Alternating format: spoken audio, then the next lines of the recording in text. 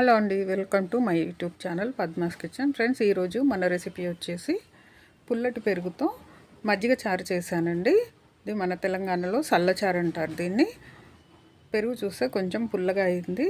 సరేలేండి, మజ్జిగ చారు చేద్దామని చేశాను. ఇందులో శనగపిండి వేసి చేయాలండి, మరిగిచ్చి. చాలా బాగుంటుంది. వేడివేడి అన్నంలో వేసి తింటే పిల్లలు పెద్దలు అందరూ ఇష్టంగా తింటారండి. సో ఫ్రెండ్స్, ఇప్పుడు దీన్ని ఎలా ప్రిపేర్ చేయాలో వీడియోలోకి వెళ్ళి చూసేద్దామండి. ఇప్పుడు పెరుగుని ఒక పాత్రలోకి తీసుకొని కొంచెం నీళ్ళు యాడ్ చేసి ఈ మజ్జిగ కవ్వంతో బాగా చిలుక్కోవాలండి. గడ్డలు లేకుండా ఎక్కడ స్మూత్గా అయ్యేంత వరకు ఇలా బాగా చిలుక్కోండి. తర్వాత ఈ చిలికిన మజ్జిగని పక్కన పెట్టేసుకొని ఒక గిన్నె తీసుకొని 2 టేబుల్ స్పూన్లంతా శనగపిండి తీసుకోండి. ఈ శనగపిండిలో కొంచెం వాటర్ యాడ్ చేసుకోండి.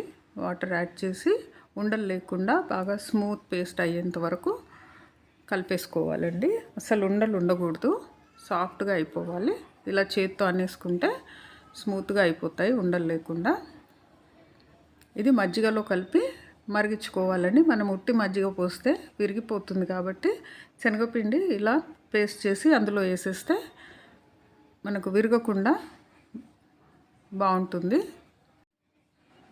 చూడండి, ఇప్పుడు ఈ శనగపిండిని మజ్జిగలో కలిపేసుకోవాలి. మజ్జిగలో కలిపేసుకొని పక్కన పెట్టేసుకోండి. తర్వాత ఒక మిక్సీ బౌల్ తీసుకోండి. ఈ మిక్సీ బౌల్లో ఉల్లిపాయలండి, ఒక పెద్ద ఉల్లిపాయ తీసుకొని ఇలా మీడియం సైజ్ ముక్కలుగా కట్ చేసుకోండి. అండ్ 3 పచ్చిమిరపకాయలు ముక్కలుగా చేసి ఈ మిక్సీ బౌల్లో వేసేసుకోండి. తర్వాత 1 టీ స్పూన్ జీలకర్ర వేసుకోండి. జీలకర్ర వేసిన తర్వాత 1 టీ స్పూన్ ఉప్పు కూడా యాడ్ చేయండి. ఉప్పు కూడా యాడ్ చేసి ఇది మెత్తటి పేస్ట్ లాగా చేసుకోవాలి. చేసుకొని పక్కన పెట్టేసుకోండి. పక్కన పెట్టేసుకున్న తర్వాత మనము చారు చేసుకోవడానికి ఒక బౌల్ పెట్టేసుకొని అందులో కొంచెం నూనె వేసి కాగిన తర్వాత జీలకర్ర ఆవాలు వేయండి. జీలకర్ర ఆవాలు వేసిన తర్వాత ఒక 2-3 ఎండుమిరపకాయలు అండి, 2-3 ఎండుమిరపకాయలు వేసేయండి. చిన్న చిన్న ముక్కలుగా కట్ చేసి వేసాను నేను. ఇందులో పచ్చికారం కూడా ఉంది కాబట్టి చూసి వేసుకోవాలి, కారం ఎక్కువైపోతుంది మళ్ళీ. తర్వాత ఈ మజ్జిగలో మన ఉల్లి పేస్ట్ ఉంది కదా, ఉల్లిపాయ పచ్చిమిర్చి జీలకర్ర ఇవన్నీ వేసి చేసుకున్న పేస్ట్ మజ్జిగలో వేసేసి ఇలా స్పూన్తో బాగా కలియబెట్టేసేయండి. ఇలా కలుపుకున్న తర్వాత ఈ తాలింపులోకి యాడ్ చేసేసేయాలండి. చూడండి, ఇలా తాలింపులోకి వేసేసేయండి.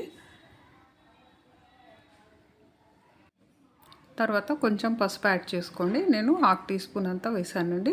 పసుపు కంపల్సరీ అన్ని వంటల్లో వాడాలండి, ఆరోగ్యానికి చాలా మంచిది ఇది. ఇప్పుడు వర్షాకాలం కదండి, జలుబు దగ్గు ఇలాంటివన్నీ అలర్జీస్ లాగా వస్తుంటాయి. పసుపు దీనికి చాలా మేలు చేస్తుందండి. అందుకే కంపల్సరీ పసుపు అన్ని వంటల్లో వాడాలి. తర్వాత కొంచెం కరివేపాకు వేయండి. కరివేపాకు వేసిన తర్వాత బాగా కలిపేసి కొద్దిసేపు మరగనివ్వాలండి. ఒక 5 నుంచి 10 నిమిషాల వరకు మరగనివ్వాలి. స్టవ్ సిమ్లోనే పెట్టుకోండి.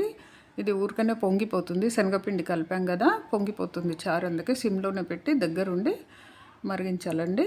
పొంగిపోతే మనకి టేస్ట్ బాగుండదంతా. అందుకని పక్కనే ఉండి సిమ్లో పెట్టి మరిగించుకోవాలి చారు. ఉప్పు సరిపోలేదండి, ఇంకొక 1/2 టీ స్పూన్ నేను యాడ్ చేశాను ఇక్కడ. తర్వాత కొంచెం ఇంగువ వేసుకోండి. ఇది తాలింపులో కాకుండా ఇలా మజ్జిగ చారు మరిగేటప్పుడు వేసుకోండి, చాలా బాగుంటుంది. ఈసారి ఇలా ట్రై చేసి చూడండి. నేను ఈ మధ్య సాంబార్లో కూడా అలాగే వేస్తున్నానండి. తాలింపులో కాకుండా చారు మరిగేటప్పుడు వేస్తే రుచి చాలా బాగుంటుంది. తప్పకుండా ఇలా ట్రై చేయండి మీరు. ఈ చారు ఒంటికి కూడా చాలా మంచిదండి, చలువ చేస్తుంది. అండ్ శనగపిండి వేసాం కాబట్టి చిక్కగా కూడా వస్తుందండి. చూడండి, ఇప్పుడు లాస్ట్లో కొత్తిమీర యాడ్ చేస్తున్నాను. అండ్ కొంచెము చిల్లీ ఫ్లేక్స్ అండి, కలర్ఫుల్గా ఉండాలని చెప్పి ఎండుమిరపకాయలు ఇలా కొంచెం చిదిమి వేసానండి. చూడండి ఎంత కలర్ఫుల్గా ఉందో. సో ఈ చారు రెడీ అయిపోయిందండి. ఇది వేడి అన్నంలో వేసుకొని తింటే చాలా రుచిగా ఉంటుంది. పిల్లలు పెద్దలు అందరూ కూడా ఇష్టంగా తింటారండి. ఫ్రెండ్స్, ఈ వీడియో కనుక మీకు నచ్చినట్టయితే నా వీడియోకు లైక్ చేయండి, షేర్ చేసుకోండి అండ్ సబ్స్క్రైబ్ చేసుకొని నాకు సపోర్ట్ చేయండి ఫ్రెండ్స్. మళ్ళీ ఇంకో మంచి కుకింగ్ వీడియోతో మీ ముందు ఉంటానండి. అంతవరకు బాయ్.